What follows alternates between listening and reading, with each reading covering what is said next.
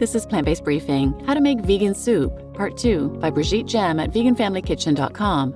And I'm Marian Erickson. This is the Plant-Based Podcast where I curate and narrate with permission a variety of articles on plant-based and vegan living in about 10 minutes or less every weekday, and today's is a bit longer than that, so it's a two-parter. I read Part 1 yesterday, so go back and listen to that first, and then jump back here for the second half. And now let's get to today's Plant-Based Briefing.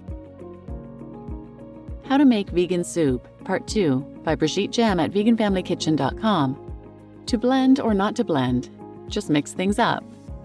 Some soups' cultural baggage makes us want to blend them smooth, like vichyssoise. Others scream for chunks, like minestrone. But rest assured, the soup police will not barge in if you depart from tradition. Don't think of blending as the secret weapon.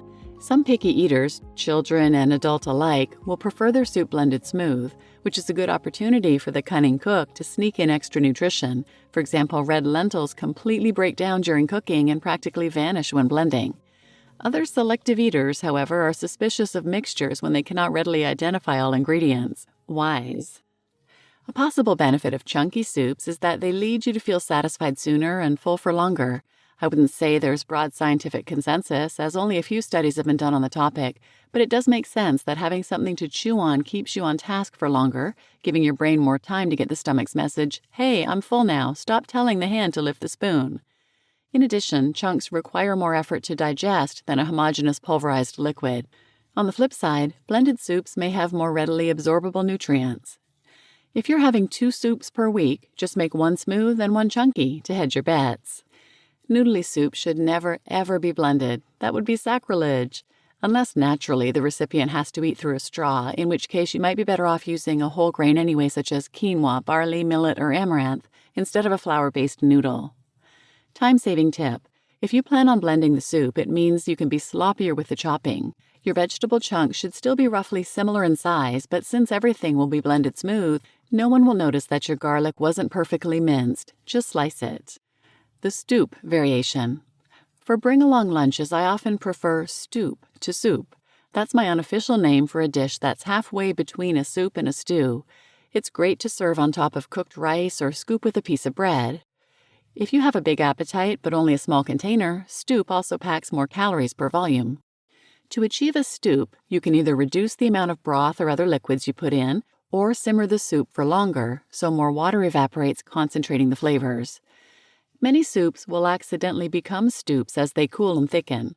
To return them to soup, you may need to stir in a little broth or hot water. How to make vegan soup in the slow cooker.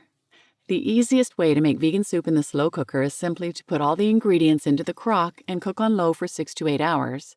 The downside is that slow cooking does not develop the flavors in quite the same way as cooking on the stovetop, because the temperature that's safe to maintain while you're not looking, less than 200 degrees Fahrenheit, is lower than the temperature required for caramelization, around 300 degrees. To make up for this, you may feel the need to increase the amount of flavorings, such as spices, in your dish. Slow cooking also requires less liquid or broth, because there's a lid on the crock preventing evaporation. Using approximately 20% less liquid than you would for a stovetop recipe should do. How to make vegan soup in the Instant Pot.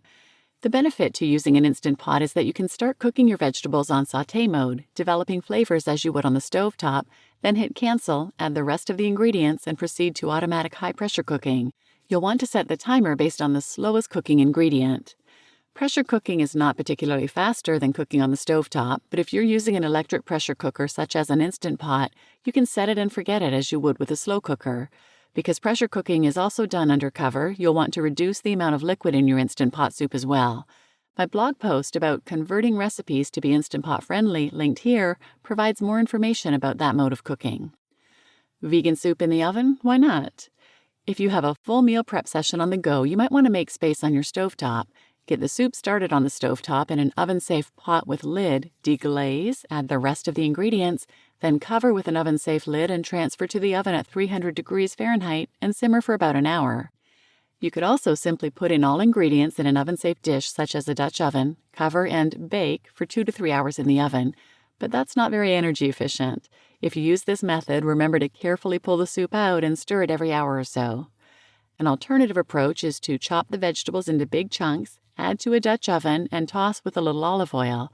Roast at 375 degrees Fahrenheit, lid not needed, for 30 to 45 minutes, stirring once partway through. Then bring the pot to the stovetop, add liquid ingredients, flavorings, and perhaps some beans, and simmer for 20 minutes. Blend smooth and enjoy the sweet caramelized flavors. Perfect if your oven is already on for something else. You can even make vegan soup in the blender. High-power blenders' blades spin so fast that they generate enough heat to actually cook your soup. Those who aren't too bothered by loud noises can make a small batch of soup by adding a few vegetables, some liquid, and flavorings in the blender, gradually turning it on to high speed and letting it spin for 5 minutes or until steaming. Don't overfill the blender and proceed with caution as it'll get quite hot. Few things ruin the day quite like beet soup that splashes all over your kitchen cabinets and ceiling. How to make vegan soup in practice. My rustic bean soup. This simple, all substitutions allowed soup is part of my planned and plant-based challenge linked here. Start from that example and from there see how many ingredients you can change to accommodate what's in your pantry and your family's favorite vegetables and slurp away. Rustic bean soup. Ingredients: 1 red onion diced, half a bunch of kale, stems finely sliced and leaves chopped into ribbons, 2 branches of celery diced, 3 carrots diced, 1 zucchini diced, 1 red pepper diced, 3 cloves of garlic minced, 1 teaspoon of thyme crushed between your fingers, 1 teaspoon oregano, 1/4 cup lemon juice, 6 cups veggie broth, 1 can of cannellini or Great Northern beans drained and rinsed, half a teaspoon of salt, optional, and fresh ground pepper to taste. In a large saucepan on medium heat, cook the onion and kale stem slices in 1 teaspoon of olive oil with a generous pinch of salt for about 5 minutes, stirring occasionally. Add celery and carrots, cook 3 minutes more. Add zucchini and red pepper, cook 2 minutes. Add garlic, thyme, and oregano, stir and cook 30 seconds. Add lemon juice, scrape the bottom of the pan to detach caramelized bits. Add vegetable broth and cannellini beans, bring to a boil, then reduce to an active simmer. Cook 15 minutes or until all the vegetables are tender. Taste and adjust seasoning, adding plenty of fresh pepper, and add the kale leaves and stir. You just listened to How to Make Vegan Soup, Part 2 by Brigitte Gemme at veganfamilykitchen.com. And I'm Marian Erickson, your host. And I love, love, love soup. Since going plant-based, really, I never really cared for it before. But I love all kinds of soups. Certainly noodle soups are probably my favorite, but any kind of chunky soup, blended soup. My favorite in the summer, at this time of year when tomatoes are abundant, is to make blender tomato soup. It's one of Brigitte's recipes from her meal plan, and it's so easy. You dump everything in the blender, blend it up, and then your hot soup is ready. It's delicious. Anyway, as always, I put a link to the original post in the show notes so you can see some of her recipes linked there. And I'll also link some related episodes you might be interested in. 704 and 705, 1 week of real-life plant-based dinners.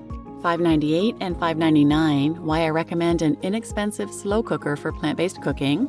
567 and 68, minimum viable meal prep. 161, vegan cooking for beginners. And 149, how to improvise a balanced vegan meal from pantry ingredients.